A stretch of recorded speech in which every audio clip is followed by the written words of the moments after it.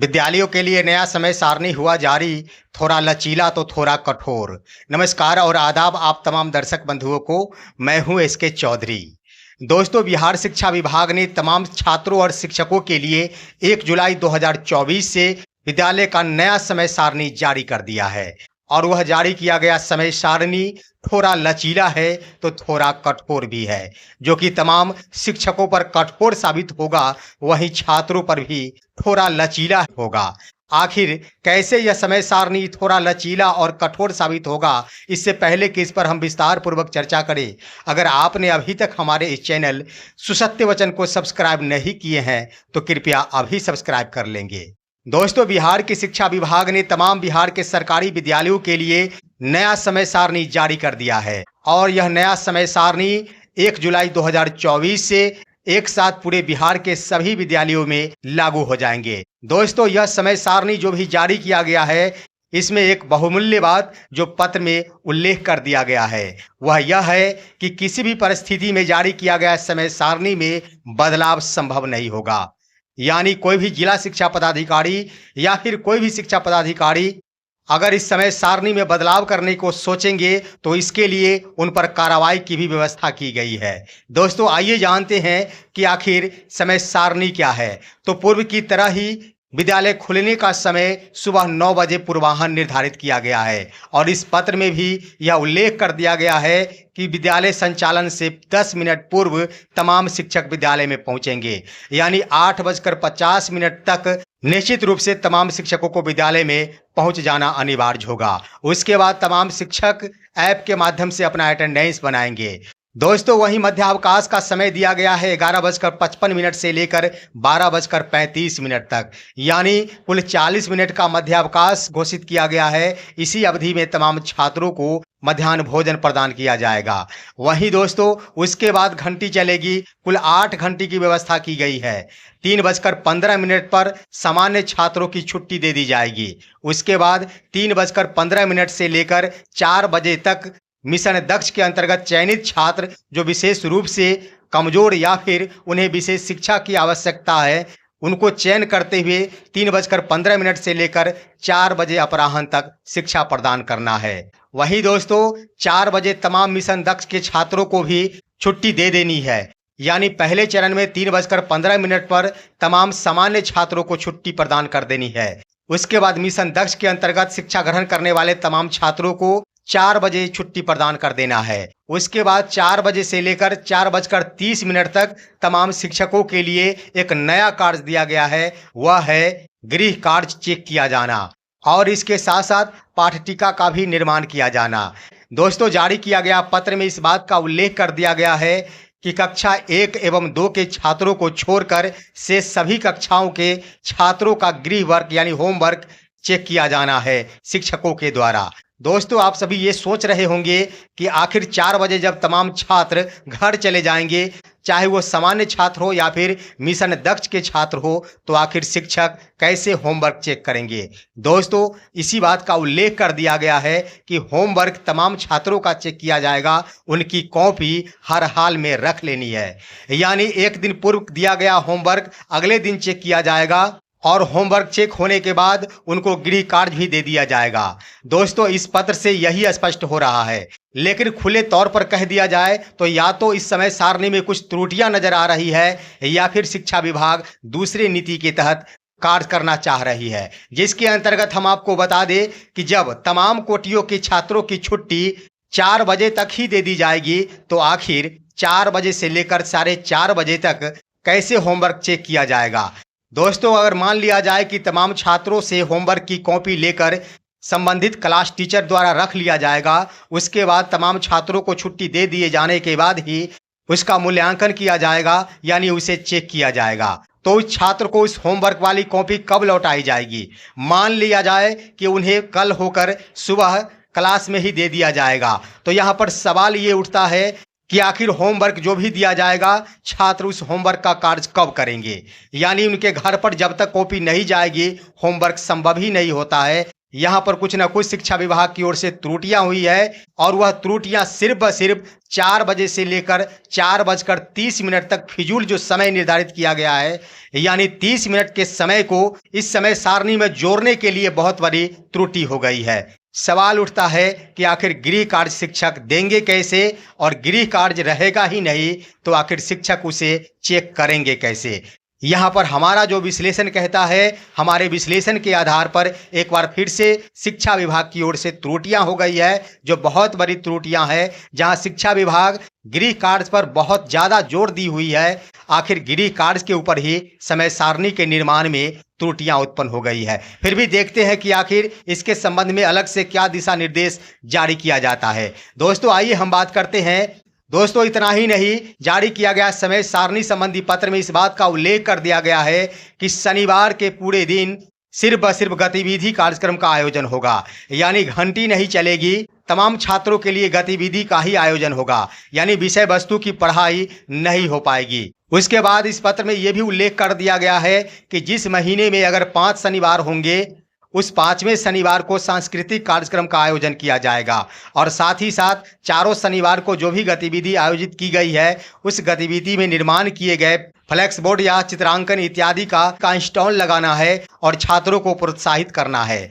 यानी शनिवार के लिए शिक्षा विभाग की ओर से यह जारी कर दिया गया है कि किसी भी हाल में छात्रों को विषय वस्तु की पढ़ाई नहीं होगी, सिर्फ व सिर्फ गतिविधि का आयोजन होगा।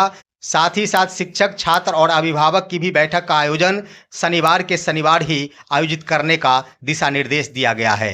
दोस्तों इस रूप में कह दिया जाए तो तमाम छात्रों के लिए यह समय सारणी इसलिए लचीला प्रतीत होता है कि सामान्य छात्रों को 3:15 में ही छुट्टी दे दिए जाने का प्रावधान किया गया है, यानी उन्हें ज़्यादा समय अब विद्यालय में व्यतीत नहीं करना होगा। साथ ही साथ लचीला इस रूप में है कि 11:55 से लेकर 12:35 तक ही तमाम छात्रों को मध्याह्न भोजन मिल जाएंगे। इसलिए छात्रों के लिए इन दोनों रूपों में काफ़ी ही लचीला यह समय सारणी है। वहीं दोस्तों कठोर के रूप में कह दिया जाए तो एक बार फिर से शिक्षकों के लिए यह समय सारणी लचीला नहीं बल्कि कठोर ही कठोर है। जहां 5 बजे तक निवर्तमान एसीएस द्वारा समय सारणी का निर्धारण किया गया था, उसी समय सारणी के तर्ज पर ही कार्य किया जा रहा, लेकिन थोड़ा सा भिन्नता रखने के लिए आधे घंटे की कमी कर दी जा रही है।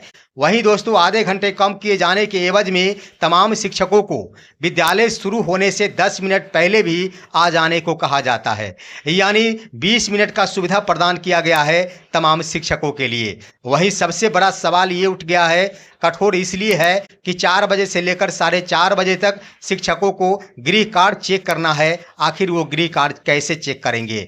साथ ही साथ इसी आधे घंटे के अवधि में ही पाठ्यिका भी तैयार किया जाना है शिक्षकों के द्वारा।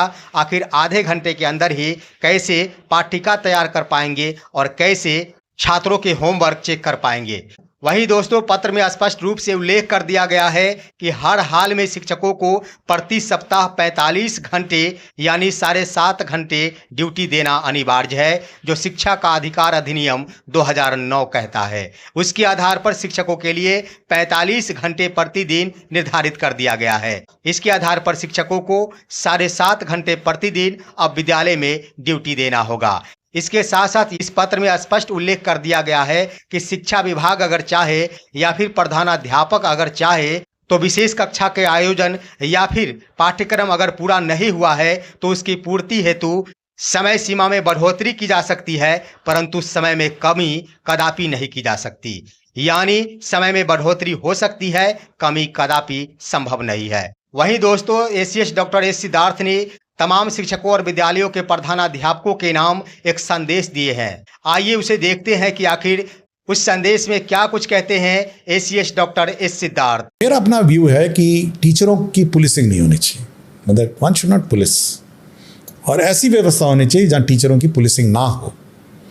लेकिन अगर टीचर की मतलब अगर व्यवस्था में थोड़ा डिरेलमेंट इधर से हो उधर हो तब तो करनी पड़ेगी थोड़ी। देखिए हम लोग टीचर ट्रेनिंग कंपल्सरी रखें and we cannot compromise on training, और समय समय पर हम लोग इवैल्यूएशन भी करेंगे स्टूडेंट्स का कि वास्तव में पढ़ा या नहीं पढ़ा। हम लोगों ने प्लान किया है कि सितंबर अक्टूबर में एग्ज़ाम भी लेंगे स्टूडेंट्स का, और देखेंगे कि क्या लेवल ऑफ एजुकेशन स्टैंडर्ड्स है। अटेंडेंस किसी के पीछे पीछे भागते हुए देखना कि जाके कि टीचर उपलब्ध है नहीं है, और एक डिस्क्रिप्शन का माहौल हो, और बीच में जाके बहसाबासी भी हो जाती थी। मैं देख रहा था कुछ आवेदन पत्र और कंप्लेंट्स मैंने देखे हैं। ये करने की ज़रूरत ही नहीं है। जब आपने उसको कहा टीचर को कि आप अपने स्मार्टफोन से ये ऐप डाउनलोड करिए, और आप जब स्कूल पहुंच जाते हैं तो अपना अटेंडेंस लगा लीजिए। जीविका के जो बच्चे हैं वही स्कूल में पढ़ते हैं, सो माताएँ हैं सारी उस बच्चों की, तो जाके देखेंगी कि मेरे बच्चे को बर्तन ठीक मिला है, खाना ठीक मिल रहा है, आज अंडा मिल रहा है नहीं मिल रहा है, आज सब्जी ठीक बनी है, दाल ठीक बना है, सफाई हुआ है नहीं हुआ है। तो ये सब तो वो चेक करेगी ना।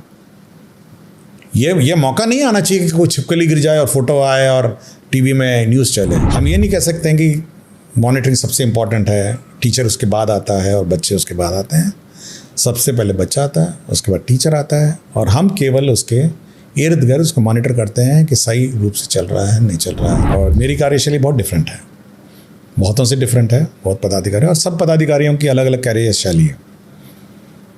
और जब मैं काम करता हूँ तो सबसे पहले मैं ये देखता हूँ कि इस डिपार्टमेंट का मूल उद्देश्य क्या है, और कि एक डिपार्टमेंट बना किस लिए, और सरकार इस डिपार्टमेंट को चलाती है। शिक्षकों का काम है कि ये इंश्योर करना कि ये सब बच्चों को मिले, शिक्षा मिले, स्कूल यूनिफॉर्म मिले, एक वातावरण मिले, ताकि वो भविष्य में अपना कैरियर में सक्सेसफुल हो। देखिए, सरकार बहुत ही स्पष्ट है पॉलिसीज़ के माध्यम से। नेशनल एजुकेशन पॉलिसी है, स्कूल से संबंधित पॉलिसीज़ हैं, ये तो बहुत ही स्पष्ट है कि क्या पढ़ाना है, और इस पर कोई हम लोग बार बार रिसर्च नहीं करेंगे और बार बार परिवर्तन नहीं करते हैं।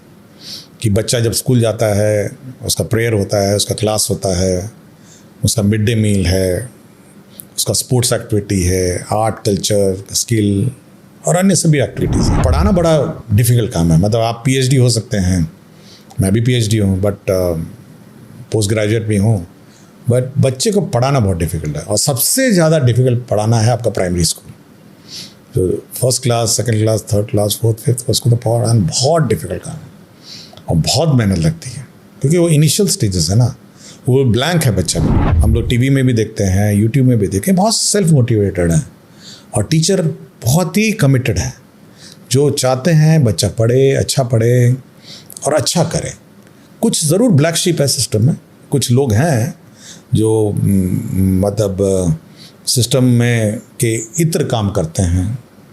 मेरा बस यही है कि हम कोशिश करेंगे, मोटिवेट करेंगे और ट्रेनिंग भी देंगे कि भाई आप सिस्टम में आइए और सिस्टम में काम करें। स्कूल के समय बच्चा सड़क पे खेलता हुआ, तालाब के किनारे खेलता हुआ, कई मैदान में खेलता हुआ नज़र नहीं आना चाहिए। ये टॉलरेट नहीं हो सकता। और मैं बार बार, मैंने बहुत फोरम पे भी कहा कि बच्चा बाहर घूमे, यह समाज के लिए बहुत खतरा है।